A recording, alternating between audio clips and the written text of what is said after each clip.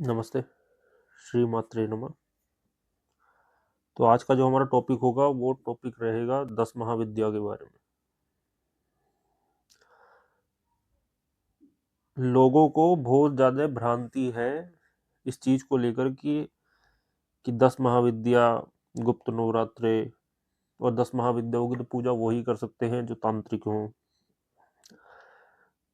क्योंकि तंत्र से ज़्यादा जोड़ करके देखा जाता है 10 महाविद्याओं को, जबकि ये पूर्णतः वास्तविकता नहीं है। 10 महाविद्या में कौन कौन आती हैं? काली, सबसे पहले सर्वप्रथम काली आती हैं।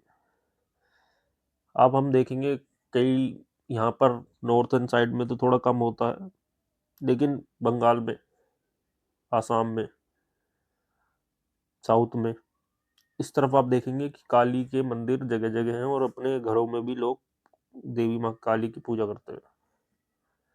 कईयों के ऐसे मिथ है कि देवी माँ काली की जो है प्रतिमा या मूर्ति घर में नहीं लानी चाहिए, उसको लगा करके पूजा नहीं करनी चाहिए। डिफरेंट डिफरेंट लोगों के different different point of view है इस पॉइंट को लेकर के। क्या ये सही मायने में सही है या क्या है, इसकी हम आगे और भी बात करेंगे। दूसरी आती है तारा। नॉर्थन साइड में तारा तो ज़्यादा फेमस नहीं है, काली तो है। काली तो यहाँ पर दिल्ली साइड में, गुड़गांव साइड में तब भी है, लेकिन तारा की जब बात आती है तो ये देवी काली का ही एक दूसरा रूप है। तो ये भी ज़्यादातर आपको आसाम और उस तरफ भी मिलेगा। तीसरी आती है माँ त्रिपुर सुंदरी। अब इनके बारे में बहुत ज़्यादा भ्रांति है। हालांकि ये सौम्य रूप है। जो पहली दो महाविद्याएं वो थोड़ी उग्र और तामसिक आपके इनके स्वरूप दिखाई देंगे, लेकिन प्योर सात्विक और शांति के साथ में आपको त्रिपुर सुंदरी जो तीसरी महाविद्या है और चौथी महाविद्या जो भुवनेश्वरी है वो सात्विक रूप से दिखाई देंगी। हालांकि कमलात्मिका जो 10वीं महाविद्या है वो भी थोड़ी सात्विक दिखाई देंगी।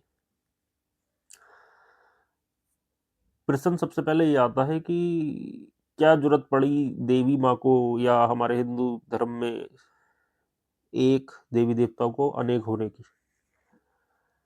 इसका रहस्य बहुत ही कॉम्प्लेक्स है कि शिव जी को क्या जरूरत थी कि वो भैरव का रूप भी ले लें, हनुमान जी का रूप भी ले लें, शंकराचार्य भी बन जाएं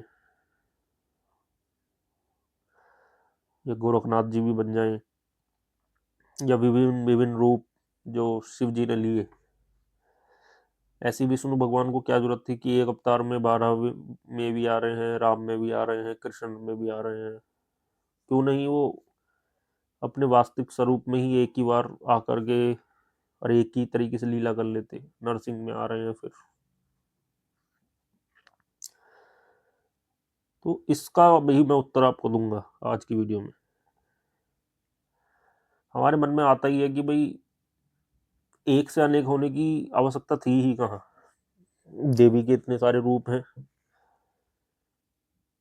जैसे माँ सरस्वती के रूप में है, काली के रूप में है, लक्ष्मी जी के रूप में है, पद्मावती के रूप में है, कमला के रूप में है, त्रिपुर सुंदरी के रूप में है,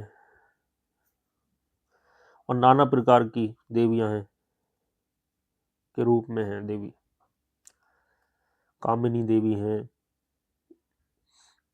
वाराही हैं, छिन्नमस्तिका हैं।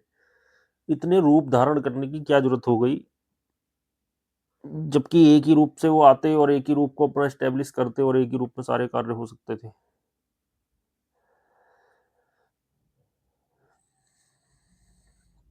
इसका जो उत्तर मैं आपको दे रहा हूं वो बहुत ही मनन करने के बाद, कई लोगों से बात करने के बाद, बहुत सारी पुराण और पुस्तकें पढ़ने के बाद मैं आपको बता रहा हूँ। इसका उद्देश्य ये है कि तत्व और शक्ति ये बदलती है। अभी मैं आपको बताता हूँ कैसे। मान लीजिए आप एक कंपनी के बॉस हैं और एक कंपनी में बैठ करके आपका काम है ऑर्डर देना, और एक कंपनी के एम्प्लॉय उतना ही काम करते हैं जितना उसका बॉस स्ट्रिक्ट होता है। अगर आप भी उनसे फ्रेंडली बिहेव करने लगे या फिर कुछ ज़्यादा ही उन पे हार्ड बर्डन डालने लगे, तो वो या तो छोड़ के भाग जाएंगे आपको, या ठीक से काम नहीं करेंगे। तो कहीं कहीं उग्र रूप दिखाना पड़ता है। ऐसे ही आपके अपनी गृहस्थी लाइफ में भी या वैसे भी, कभी आप बहुत सौम्य होते हैं, हंसी मजाक मस्ती में, कभी आपको गुस्सा कभी कभी तो आता है, और कभी कभी जानबूझ के करके दिखाना पड़ता है। ऐसे ही तत्व बदलते हैं। अब माँ काली की जो पूजा कर रहा व्यक्ति, तो उनका जो स्वरूप है वो हमेशा ही तमस में दिखाई देगा। जो माँ त्रिपुर सुंदरी की पूजा कर रहा है श्री कुल वाले, वो हमेशा ही सौम्य रूप की पूजा कर करके ही पूजा करेंगे। अब इसका जो उत्तर है वो यही है कि जुरत ही तमस और सात्विक और राजसिक, ये तीन प्रकार के तप थे, तीन प्रकार के क्लासिफिकेशन थे सत्व रजस तमस के आधार पर। इसी के आधार पर शक्तियों का विभाजन हुआ, इसी के आधार पर ही देवी देवताओं का विभाजन हुआ। हनुमान जी को देखो आप, कितने सौम्य रूप में दिखाई देते हैं, और उसी के विपरीत भैरव को लो, जबकि है शिव का ही रूप, तो वहां थोड़ी भिन्नता आ जाती है। ये बिल्कुल ऐसा ही है जब आप बिल्कुल शांत होते हैं तब, और जब गुस्से में होते हैं तब।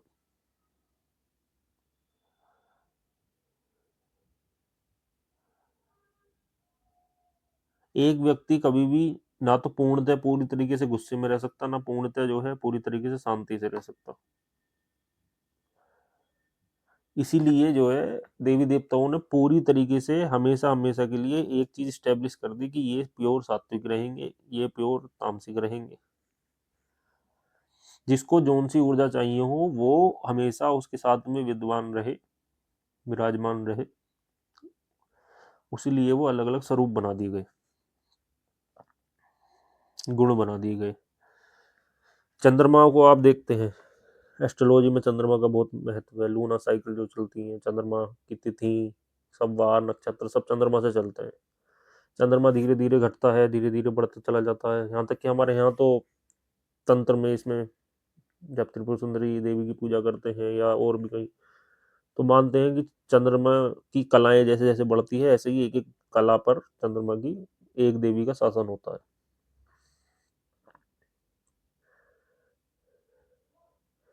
ये भगमालिनी है, ज्वाला मालिनी है, नित्य किलना है, भैरुन्ना है, वनही वासनी है, ऐसे अलग अलग देवियां हैं जो चंद्रमा की एक एक कला के अनुसार बढ़ती और घटती हैं।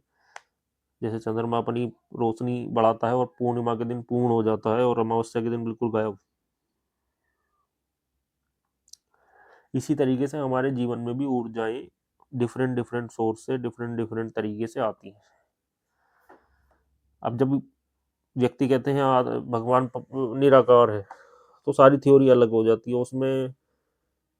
फिर प्रकाश होता है केवल, ना तो ये समझ में आता है कि उनके क्या अच्छे गुण हैं क्या बुरे गुण हैं, कुछ नहीं समझ में आएंगे आपको। लेकिन जब आप स्वरूप बना देंगे, तब आप जज कर सकते हैं कि ये इनके पॉजिटिव गुण है और ये इनके नेगेटिव गुण है। तो स्वरूप में थोड़ी ये खास बात होती है। अब हमारी दूसरे टॉपिक पे आते हैं कि ये जो 10 महाविद्या हैं, इसमें से क्या गृहस्थ जीवन में जो व्यक्ति हैं उनको कोई साधना या पूजा या जो भी है इनका नाम करना चाहिए या नहीं। देखो, परम सात्विक जो देवी हैं वो तो स्वयं तुमको चुनेंगी। गृहस्थी में ज्यादातर हम देवी की पूजा करते ही हैं, सभी लोग, बेशक वो नवरात्र में हो। गुप्त नवरात्र में कुछ साधु ही करते हैं जो इन सब लोगों से जुड़े हुए हैं। अब माँ त्रिपुर सुंदरी की बात करते हैं। माँ त्रिपुर सुंदरी वह देवी हैं, या नॉर्थ में तो कम है उनका ज़्यादा प्रचलन, कम ही है इधर दिल्ली साइड या इधर की साइड में। ये तो अब यूट्यूब आ गया तो बहुत सारी बातें होने लगी। लेकिन जो योग माया जिनको कहा गया, विष्णु जी जिनका ध्यान करते हैं, वो माँ त्रिपुर सुंदरी है। अभी ज़्यादातर लोग सब प्रेमानंद जी महाराज जी को सुन रहे हैं, पूज्य श्री प्रेमानंद जी महाराज जी जो है। लेकिन पूज्य श्री प्रेमानंद जी महाराज जी एक बात करते हैं कि राधा बाबा की, राधा बाबा एक संत है, हुए थे, जिनका अब शरीर पूर्ण हो चुका है। तो बताते हैं कि उनको वरदान था कि कृष्ण जी उनसे बात करते थे, राधा बाबा से। अभी की बात है ये। हनुमान जी प्रसाद जो है उनके गुरु जी थे। तो भगवान कृष्ण जी ने उनको यही बोला कि तुम माँ त्रिपुर सुंदरी की पूजा करो पहले। और अलग अलग जगह पर माँ त्रिपुर सुंदरी की और देवी पूजा की तो आती है बात, कि जहाँ भगवान कृष्ण ने या भगवान विष्णु ने देवी की पूजा की है। महाभारत में भी जब पांडवों का युद्ध करवाना था तो देवी की पूजा की पहले। देवी भागवत में सबसे पहला महात्मा यही आता है कि जब सत्यराजीत की मणि जो थी, वो, एक कहानी को नहीं सुनाएंगे, आगे सुन लेना आप कहीं। सत्यराजीत की जो मणि थी, वो उसका चोरी का इल्जाम भगवान कृष्ण पे लगा दिया था। फिर वो उसको तलाशने के लिए वन में जाते हैं और फिर वहां पर युद्ध होता है उनका। तो कई दिन से नहीं आते, तो नारद मुनि आकर के कहते हैं उनके पिताजी से, वासुदेव जी से, कि आप जो है देवी का पूजा करो, आप देवी के जाप करो, वो आ जाएंगे वापस। और माँ विंध्यवासिनी जो है, वो भी माँ, वो भगवान कृष्ण की जो है बहन बताई जाती है।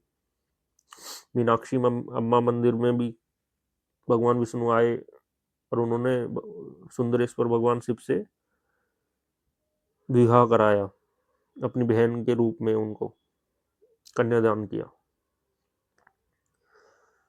जब यहाँ पर मिक्स करते हैं ना चीजों को, कि ललिता जो है वो राधा ही है, राधा जो है ललिता ही है, कैसे हो जाएगा ऐसे? एक रूप में वो बहन है उनकी, और आप बताते हैं कि उन्हीं की संगनी हो जाती है। फिर वो, ये मिथ्या बातें हैं कुछ जो फैलाई गई हैं।